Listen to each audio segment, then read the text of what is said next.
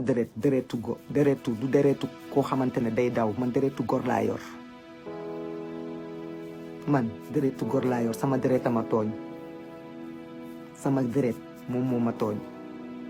mbindeef ci kaw suuf mënta fexe ba man su ma jaaxlee samay rangoon su xiinee du ma tudd sa Mouhamadou Mountakha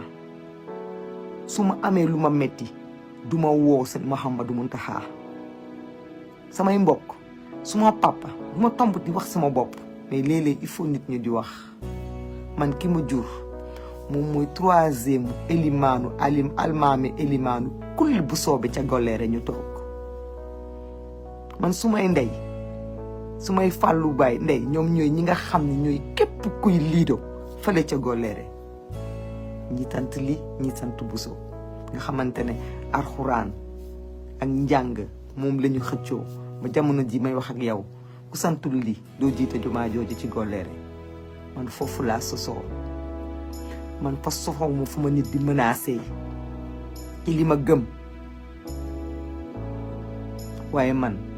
mënoon na maa toog sama mbokk Haalpulaar yi dama fay am wàll ndaxte sama mbokk mbàkke yi di samay sang nga xam ne fu ma leen gisee bëgg ceeb laa leen di woowee ñooñu bu ma toogoon golleere sax ñu jox ma sama wàll waaye man maa bëgg Cheikhul Khadim man maa bëgg Sëñ Touba man maa wóolu Cheikhul Khadim wóolu Sëñ Touba def ko fierté mbindeef ci àdduna munta tax du ma tudd Sëñ Touba du ma tudd Sëñ Mountakha Bachir dem leen ngeen wuti beneen combat bàyyi leen seen combat yi ngeen di combattre lii combat de lâche la ñu bare ci yéen bokk ndax ñu bare ñu ngay gis boo leen gisee dañuy dem làqatu ci ay profil ay homme politique ñoo ne ci seen ginnaaw ngeen di ñëw bëgg a jaxase nit ñi bëgg a diaboliser nit ñi fexe ngeen ba Sénégal bëgg a nekk ñaari Sénégal ngeen bëgg a gëmloo nit ñi bëgg Sénégal ëllëg duñu ay nitu diine duñu nit ñu nga xam ni dañu fonk kilifa yi bàyyi leen wax bu ñaaw ñun mënuñoo ñàkk fonk kilifa yi parce que ñun ci kilifa yi la ñu bokk ñoom la ñuy ndamoo ñun ñoom la ñuy tiitaroo ñoom képp la ñu am bu ñu bëggee sant leen bu ñu jaaxlee woo leen mënu leen ñu diaboliser ngeen Ousmane Sonko ba kilifa diine gisal seen bopp ni li ngeen di wax du dëgg ngeen diaboliser ay nitam am na si ñoo xam ne sa yéen a nekk ci seen ginnaaw yéen a nekk ci seen ginnaaw nit da ngay am fit nit da ngay am fit combat politique dafa war a des ci arène politique boo bëggee combattre nit politiquement da nga koy combattre politiquement avec des armes politiques mu la indilee argument nga indil ko argument muy wër di ko sosal wër di ko diaboliser wër di ko waxal lu amul di tàqale sénégalais yi tàqale tarixa yi tàqale xeet yi tàqale waasoo yi lépp ndax lan ñii ñoo ne ci yoon bi ñii ñoo nekkul ci yoon bi bëgg indi nit ñi ay xiiroo loolu mënu fee am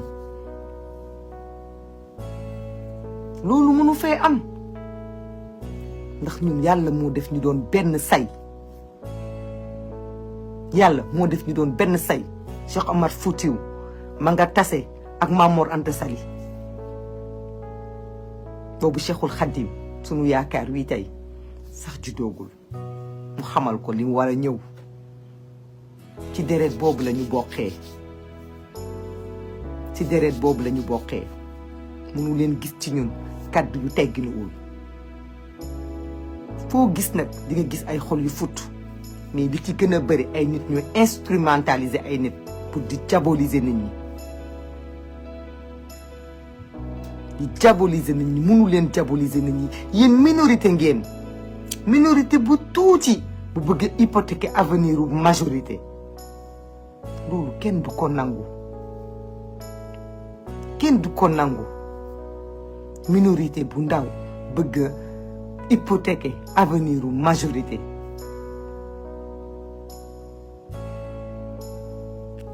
ñun ñëpp ay jullit lañ dañu gëm yàlla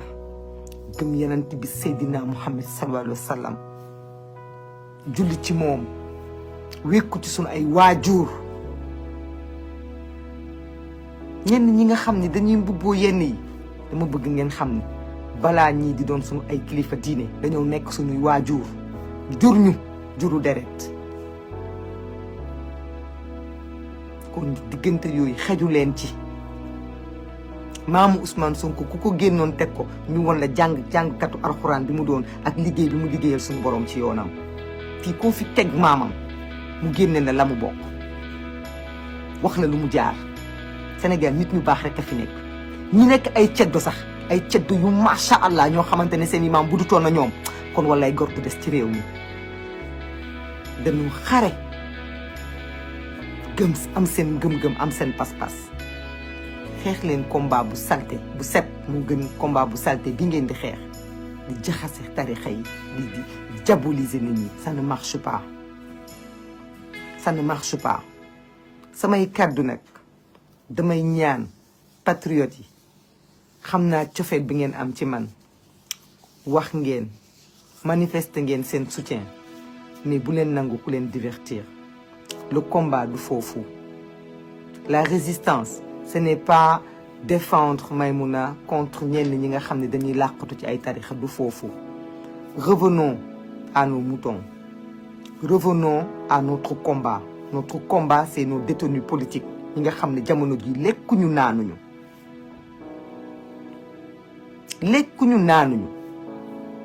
gis nga fi may wax ak yow nii loolu daf leen déranger parce que adduna bi mu ngi leen di xool ils sont mal à l'aise bëgguñu wax ci loolu moo tax ñuy changer débat bi moo tax ñu bëgg a teg fii ay yeneen débat yoo xam ne ci loolu la ñuy wax xam ngeen suñu demee ba soxna yi Ousmane Sonko yëkkati ay kàddu wax lu ñu dund ci seen biir ngeen xam ne mbir mi metti na te sore na parce que ku leen xam ne duñu ay actrice politique ma leen di jaajëfal au passage di leen wax ne leen sagal nañu seen borom kër waaye sagal nañu itam ñun jigéen ñii di xeex ci seen wetu borom kër ndax wone nañu dignité mais elles sont pas politiques ñoom dañuy wax en tant que ay yaay en tant que ay épouse mais nañu dellu siwaat ci cri de cœur boobu cri de cœur bi xam ngeen mooy lan mooy tey jii bisu dimanche 20 août plus de 10 personnes lekkuñu naanuñu ñu ngi ci loxo ay docteur ndax grève de la faim pour résister contre injustice bu ñu leen teg ñu bàyyi leen ci état de santé yu précaire te war leen a mën a libérer ñu dellu seeni kër war leen a mën a bàyyi évacuer leen ñu dem faju ji ñu tëj leen ci ay kasoy hôpital Sénégal dafa am ay kasoy hôpital yematuñu tuuti kaso mais maintenant même boo feebaree ba dem hôpital dañuy continuer di tëj kaso ba biir hôpital fi may wax ak yow nii dafa am ay check point soxna yi tedd yooyu ñoo ñu ko wax am ay scanner pour di fouiller ay nit ñuy dem di seeti ay malade soxna yi tedd yooyu ñoo ñu ko wax c'est de ça qu'il s'agit ministre de la justice yëkkati ay kaddu ñu koy xaar pour mu wax muy expliquer naan administration pénitentiaire daf fi nekk pour képp ku ñu jàpp mu faj la koo jàpp ba mu feebar munoo am humanité bàyyi ko mu dem këram faju ba wér comme si ñun duñu ay sénégalais comme si ñun comme li may wax duñu ay nit ñu ñuul comme si ñun jaay ñu woon suñuy maam y a des vérités qui font mal buñ ko bañee dégg nag dañuy créer ay contre-feu déplacer le débat ce n'est pas moi bu leen sonal seen bopp ci côté boobu continuer leen fi ngeen nekkoon ci combat bi dañu dellu foofu Sénégal le pays bi ñuy woowe Sénégal dëkk ñu tedd ñi dëkk nit ñu baax ñi dëkk Sénégal boobu may wax ak yéen ni ay jamono am na ñu ne ci diggante dund ak dee ndaxte injustice bu ñu leen teg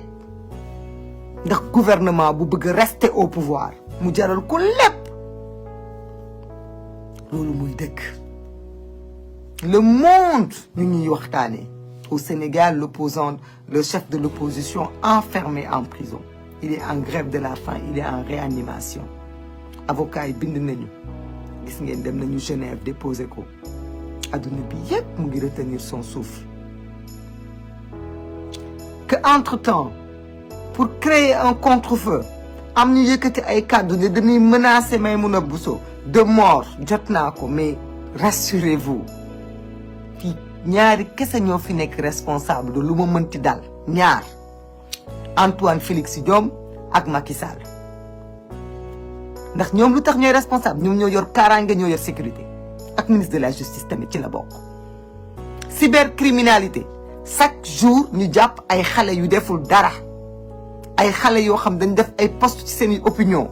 kenn du leen dénoncer ñoom ñooy dugg ci post Facebook jàmm di leen. mais ne vous inquiétez même pas. ne vous inquiétez même pas ndax ñi ma leen wax léegi ñuy samay maam ay ñay lañu duñu jur mbote te dëkk bi dañ fay def lu war a tax ñuy làqatu wala di dugg ci ay paxu kaña juddoowuñu ko màggewuñu ko nàmpuñu ko du ci suñu deret nit boo amee fit di wax ak moom danga koy wax ak moom mais doo ko yónnee ay audio di ko menacer de mort may wax nag ñu am yabeel gu toll ni di utiliser ay nit ñu am seen tarixa ba ci tudd ay Baye Fall Baye Fall yi nga xamante ne lu dul ndigal duñu ko jëfee